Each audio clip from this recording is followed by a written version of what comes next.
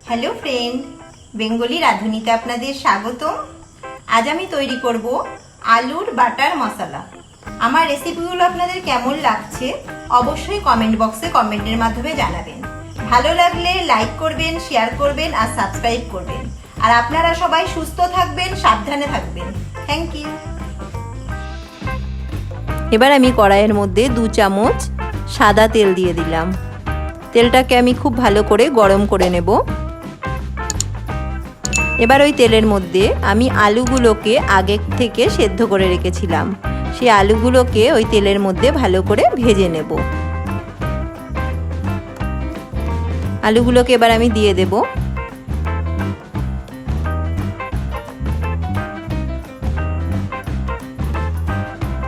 আপনারা একটু আলুগুলোকে কাঁটা চামচ দিয়ে ফুটো ফুটো করে নেবেন, তাহলে মশলাগুলো আলুর ভেতরে ঢুকে যাবে।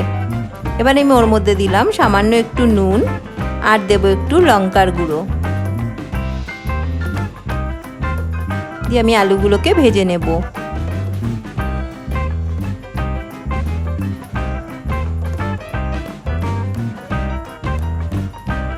আলুগুলো আমার ভাজা হয়ে গেছে, এবার আমি তুলে ফেলবো আলুগুলোকে।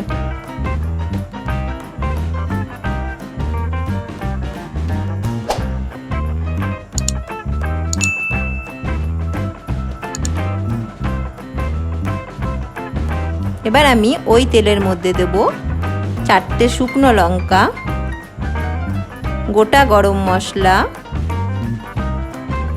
তেজপাতা,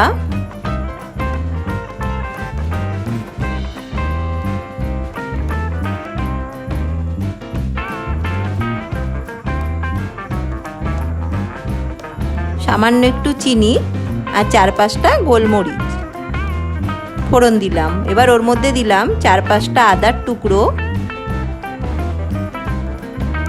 7-8টা রসুনের টুকরো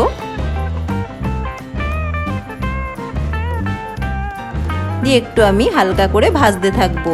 আমি এখানে 500 গ্রাম আলু নিয়েছি।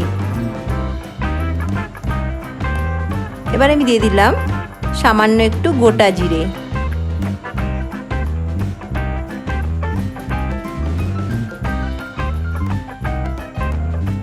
এবার আমি দিলাম একটা মিডিয়াম সাইজের পেঁয়াজ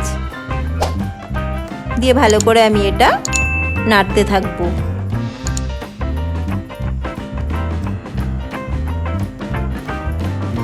আমি 5-6টা কাজু বাদাম দিয়ে দিলাম ওর মধ্যে।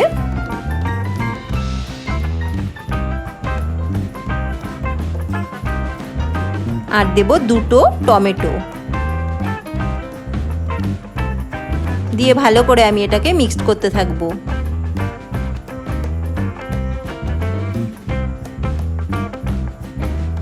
এবার আমি এর মধ্যে দেব সামান্য একটু জল দিয়ে আমি এটাকে 5 মিনিটের জন্য ভালো করে ফুটতে দেব।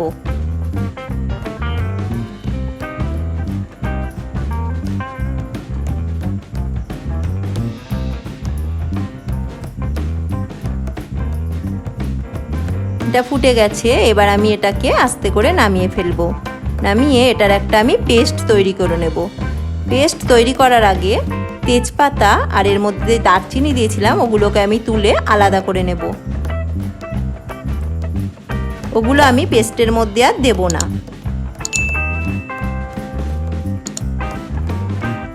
আমার রেসিপিগুলো আপনাদের কেমন লাগছে অবশ্যই কমেন্টের মাধ্যমে জানাবেন।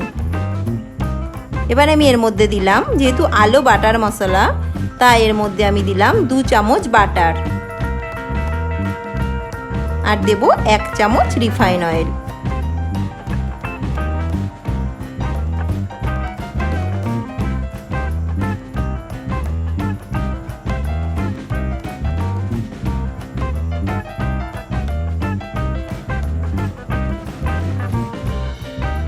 এটা ভাত, রুটি, পরোটা, নান সব কিছুর সাথেই ভালো লাগে। আপনারা অবশ্যই বাড়িতে ট্রাই করবেন। এবার আমি ওই পেস্টটা যে করে রেখেছিলাম ওই পেস্টটাকে ওর মধ্যে দিয়ে দিলাম,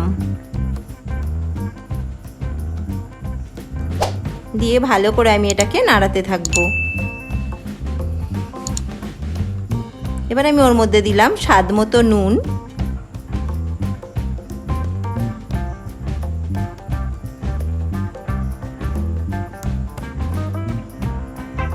ধনের গুঁড়ো 1 চামচ,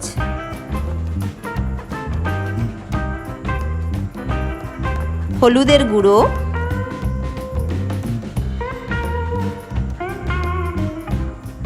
লঙ্কার গুঁড়ো,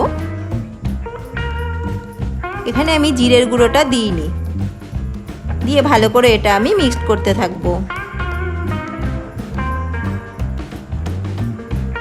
এবার আমি দিলাম 4-5টা কাঁচা লঙ্কা, দিলে ফ্লেভারটা ভালো আসে।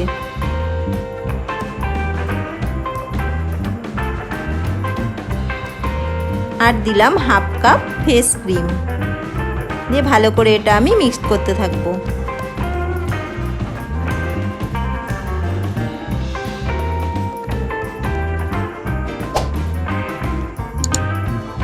এবার আমি আলুগুলোকে ওর মধ্যে দিয়ে দিলাম, দিয়ে আমি কিছুক্ষণের জন্য এগুলোকে নাড়াচাড়া করতে থাকবো। এর মধ্যে আমি জল আর ব্যবহার করব না।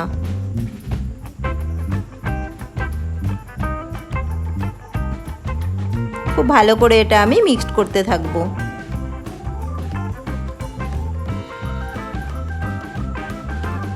আমার রেডি হয়ে গেছে আলু বাটার মশলা। এবার আমি ওর ওপর দিলাম একটু ধনেপাতা, যেহেতু বাটার মশলা তাই বাটারটা দিতেই হয়। একটু বাটার আর দেবো সামান্য একটু ফ্রেশ ক্রিম। আমার রেসিপিটি আপনাদের কেমন লাগলো অবশ্যই কমেন্ট বক্সে জানাবেন, আর ভালো লাগলে লাইক করবেন, শেয়ার করবেন, সাবস্ক্রাইব করবেন। Thank you.